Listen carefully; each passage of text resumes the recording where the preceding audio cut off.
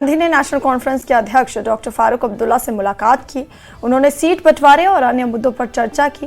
फारूक अब्दुल्ला ने कहा कि गठबंधन बरकरार है और बरकरार रहेगा। साथ ही उन्होंने उम्मीद जाहिर की कि चुनाव के बाद राज्य का दर्जा बहाल होने की प्रक्रिया शुरू होगी। बहुत अच्छी मुलाकात हुई, बहुत कॉर्डियल एटमॉस्फेयर में मुलाकात हुई और जो अलायंस है वो ऑन ट्रैक है और इंशाअल्लाह ये बिल्कुल अच्छी तरह से अलायंस चलेगी। सीट्स का क्या हुआ है? सीट्स का भी बहुत अच्छा अरेंजमेंट तो फाइनल हुआ अलायंस फाइनल हो गया है। आज शाम को उस पर दस्तखत हो जाएंगे और ये सब आपके सामने आ जाएगा। सर, पूरे 90 सीट्स पे अलायंस, पूरे 90 सीट्स पे अलायंस। डॉक्टर साहब, राहुल गांधी कह रहे थे कि इंडिया अलायंस के जितने भी पार्टनर्स हैं वो सारी पार्टीज जो हैं जम्मू कश्मीर में एकजुट होंगी। क्या चांसेस है नेशनल कॉन्फ्रेंस, पीडीपी और कांग्रेस साथ में आए?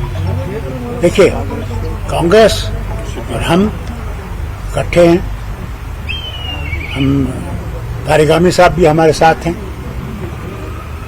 और मुझे उम्मीद है कि हमारे लोग हमारे साथ हैं, कि हम लोग बाहरी अक्सरियत से अल्लाह की मेहरबानी से जीत सकें और लोगों के लिए बेहतरी कर सकें। यहाँ के लोगों ने 10 साल, जितने भी साल हुकूमत नहीं थी, मुसीबतों का शिकार हुए और हम उम्मीद करते हैं कि पूरी रियासत को बहाल किया जाएगा और पूरी ताकत से बहाल किया जाएगा। स्टेट हेड हम सबके लिए ज़रूरी है, इसका वादा है और ये स्टेट जो है इसने बहुत बुरे दिन देखे।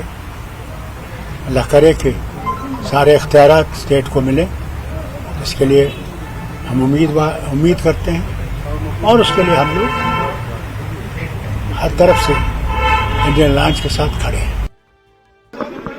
अभी इंडियन नेशनल कांग्रेस के प्रेसिडेंट मल्लिकार्जुन खड़गे और राहुल गांधी नेशनल कॉन्फ्रेंस के प्रेसिडेंट फारूक अब्दुल्ला के निवास से बाहर आए हैं। आपको बता दूं कि प्रेस कॉन्फ्रेंस के बाद जो एक पार्टी की मीटिंग हुई थी उसमें राहुल गांधी ने क्लियरली एक मैसेज दिया था अपने वर्कर्स को कि अगर ऐसी नौबत आती है कि हमें इस इलेक्शन में अकेले लड़ना हो तो कहीं ना कहीं अपना जो कॉन्फिडेंस है, अपनी जो इंटेग्रिटी है, उस पर हम कॉम्प्रोमाइज नहीं करेंगे।